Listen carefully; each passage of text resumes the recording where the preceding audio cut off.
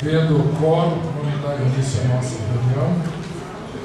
Queria cumprimentar o Rogério Menezes, nosso secretário adjunto, cumprimentar a Maria Emília, aqui representando a Secretaria do Meio Ambiente, o senhor Cassimiro Tércio de Freitas, representando a Secretaria de Logística e Transportes, cumprimentar o Ademir Cleto, representando a Secretaria de Energia, Dr. Alberto José de Macedo, representando a Secretaria da Agricultura, Dr. Luiz Sérgio Osório Valentim, representando a Secretaria da Saúde, Dr. João Figueiredo Souza, representando a Secretaria de Planejamento e Desenvolvimento Regional, cumprimentar o prefeito de Itu, Herculano Castilho Passo Júnior, prefeito de Rancharia, Dr. Alberto César Centeio de Araújo, prefeito de Bernardino de Campo Moacir Benete, cumprimentar o prefeito de Santa Salete, Oswaldir Risato, representando a Prefeitura de São Bernardo, o senhor Gilmar Mangueira da Silva. Queria cumprimentar aqui os representantes da sociedade civil, da Fiesp. Uniforme a manifestação das pessoas das três câmaras, que é muito perigoso mudar a competência em relação à definição de APP, ou seja, efetivamente a gente pode ter alguém que tenha a melhor boa vontade de manter a preservação dos rios, dos aquíferos, mas eventualmente pode existir interesses outros que possam levar a que nossos rios venham a ter bastante problema se não houver, se houver uma mudança da definição da competência. Serviços ambientais, ou seja, se pensar em as pessoas que quiserem preservar e manter a vegetação, que recebam por isso. Então, basicamente, foram esses pontos discutidos, e aí talvez seja interessante o Queiroz, que redigiu essa nota que está nas partes dos senhores e das senhoras, falar um pouquinho dos encaminhamentos que pensamos sobre isso. Mais uma vez,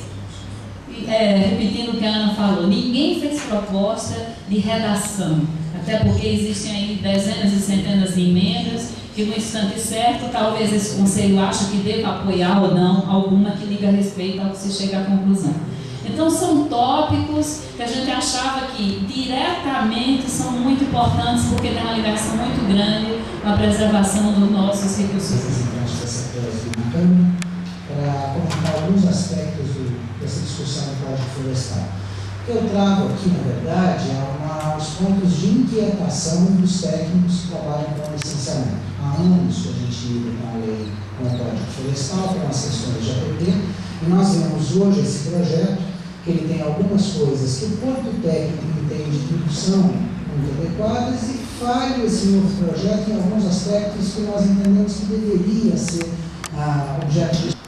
Agora, eu posso cortar a vegetação de Mata Atlântica seguindo a Lei 11.428. Eu tenho que preservar um percentual e compensar aquilo que eu cortar. Mas é a solução que tecnicamente nós gostaríamos de dar? Às vezes não é. Eu preferiria muito mais preservar a Mata Atlântica e deixar o empreendedor ocupar aquela APP que naquele caso específico não tem, ao ver do técnico, uma função ambiental. Não existe essa orientação. O código não fala nada sobre isso. É perigoso deixar que cada técnico decida, eu acho que essa APP aqui não tem mais função. Então, o que nós gostaríamos de ter no novo código seria um detalhamento, uma orientação, um regramento que dissesse, olha, a área 30 metros do corpo d'água é APP. Na área urbana consolidada, se ocorrer esta e esta situação, se forem verificadas essas e essas condições, então pode ocorrer a ocupação dessa área mediante uma compensação, mediante um plantio, mediante uma recuperação de uma área mais interessante. Gostaríamos de ter essa possibilidade.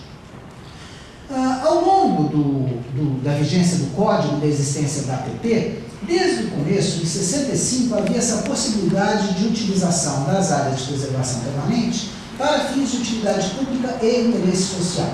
O Código de 65 não definiu o que era utilidade pública e interesse social. Posteriormente, a resolução CONAMA 369, em 2006, definiu aquilo que era baixo impacto, incluiu a mineração como uma atividade que poderia interferir em APP e foi criado um conjunto de atividades que podem interferir em APP desde que haja a inexistência de uma alternativa locacional e desde que seja feita uma compensação adequada. Ora, essa discussão se deu ao longo de anos. A CONAMA 369 demorou muito tempo para ser editada. O novo código pretende, em sua redação, que o chefe do executivo determine aqueles usos que seriam de utilidade comum. Essa questão, dentre todas as nossas preocupações, né, essas questões levantadas em relação à questão da competência, é uma prioridade. Vários juristas, todos abordaram essa questão, né, de não ter um problema de conflito, de não repassar essa questão. Olha, o quadro comparativo está aí, então tem os comentários. No lado esquerdo é o texto que veio, o texto original com a proposta da Câmara dos Deputados. Do lado direito é o texto do relator, senador Luiz Henrique, com o que já caiu, né? Então, o caso mais crítico em relação das APPs, quer dizer, o que se discutia era o seguinte: o projeto de lei da relatoria do Aldo Ribeiro mantinha as faixas de APP no capítulo que descreve as APPs nas metragens e medidas atuais do Código Florestal, sem distinção de áreas urbanas. Era relator do projeto de lei nacional de pagamento de serviços ambientais. E no estado de São Paulo, a nossa lei de mudanças climáticas, a política paulista de mudanças climáticas, já adotou critérios sobre as regras dos pagamentos de serviços ambientais. Nossos comitês de bacia já vêm praticando isso.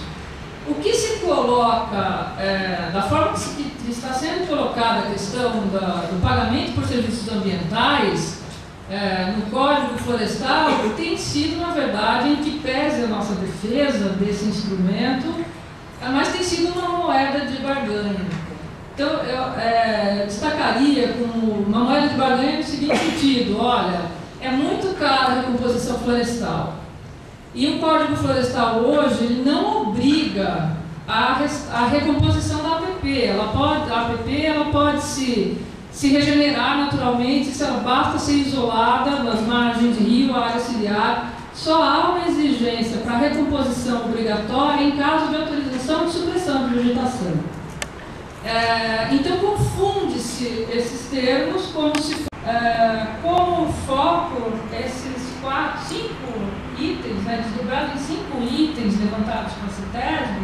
A gente só observou quando ontem, né, comparamos o parecer final do relator, o senador Luiz Henrique, depois da reunião da Comissão de Constituição e Justiça e de uma audiência que ocorreu com a ministra do Meio Ambiente e alguns senadores, que já estava dirimido. Então, eu acho que se a gente reforçar as preocupações do sistema de recursos hídricos que nós pontuamos, podendo defender a reforma que o Senado vem fazendo desde que ouvidos os comitês, eu tenho a impressão que a gente consegue um equilíbrio. 7,5, que propõe reformas ao Código Florestal, e entende que essas modificações podem influenciar de forma significativa a preservação e conservação dos recursos hídricos. Nesse sentido, esse colegiado tem a público manifestar repúdio à aprovação desse substitutivo, sem maior discussão com os comitês de bacia, para que fosse possível considerar as implicações na gestão de recursos hídricos e na conservação das bacias hidrográficas, sendo o Comitê de Bacia o principal organismo da gestão de recursos hídricos, definido pela política estadual e nacional, que congrega Estado, município e sociedade civil. Solicita-se que o processo de votação seja adiado até que esse fórum seja ouvido. Essa é a manifestação do Comitê de Sorocaba MET-GT. Recebemos ainda a moção CBH Pontal do Paranapanema de 03 de 2011, 28 de setembro de 2011, 03 de 2011, 28 de setembro de 2011, manifestação de apoio à moção do CRH. Na última reunião nós aprovamos a moção. Nós aprovamos a moção e essa reunião, eu creio que está sendo bastante interessante, né? E valeu a pena nós termos essa reunião extraordinária, porque realmente esclareceu um assunto que é bastante complexo. Então, o que nós esperamos e ouvimos aqui com apresentações muito boas a respeito de que posição, se nós formos ouvidos conforme nós solicitamos na moção, se nós formos ouvidos, nós vamos levar um determinado posicionamento do Conselho Federal de Recursos Hídricos a respeito desse assunto. Não um posicionamento mais ligado a detalhes de artigo por artigo, porque o assunto é bastante longo, né? O texto da legislação é muito longo, mas algumas posições que foram sintetizadas aqui em 7 grandes itens, né? O que, a meu ver, precisa talvez ser melhorado até a forma como está colocado aqui, porque nós iniciamos de uma forma bastante incisiva, né? Deve haver, estabelecer, e depois nos outros itens nós já avaliamos, e o item 6, por exemplo, a questão econômica, então precisaria dar uma melhorada nisso. Mas eu creio que primeiro vai a moção, não vai isso como anexo, estou entendendo, né? Não é essa a ideia, mas é um documento de referência para, se nós formos de fato ouvidos, o sistema, dentro desse sistema, o Conselho Estadual de Recursos Hídricos vai colocar uma posição que está definida neste momento em 7 grandes eixos. Por que o nosso Estado, que é pioneiro na legislação ambiental, não cria o seu próprio código, só tendo cuidado de ser um pouco mais restritivo? Essas recomendações que foram sugeridas aqui, sem entrar em detalhe, e eu sugeriria que esta mesma comissão condensasse isso para preparar para a possível audiência pública a ser marcada. Temos que deliberar agora, exatamente porque não teremos outra reunião para deliberar antes dessa possível audiência. Nós estaremos delegando a esta comissão esta missão de, mantendo este eixo, preparar uma posição oficial do Conselho de Recursos. Se todos estiverem de acordo, aprovado.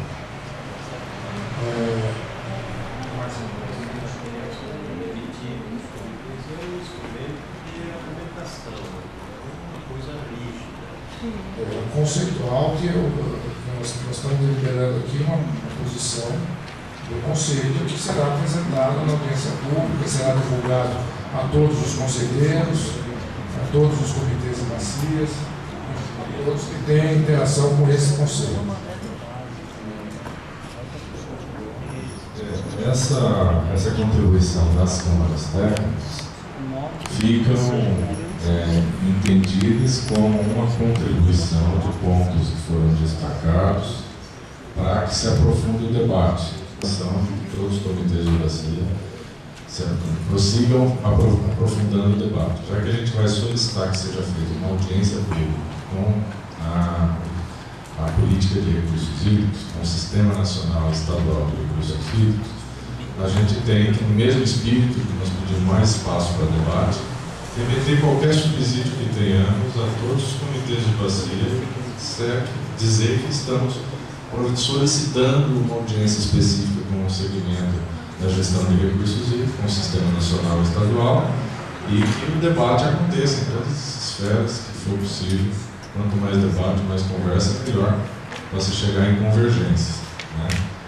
Então eu acho que o documento, pelo que eu entendi, que veio da Câmara Técnica, nesse momento ele é uma discussão, um ponto de partida para que o sistema e a política de recursos hídricos façam o debate. É isso,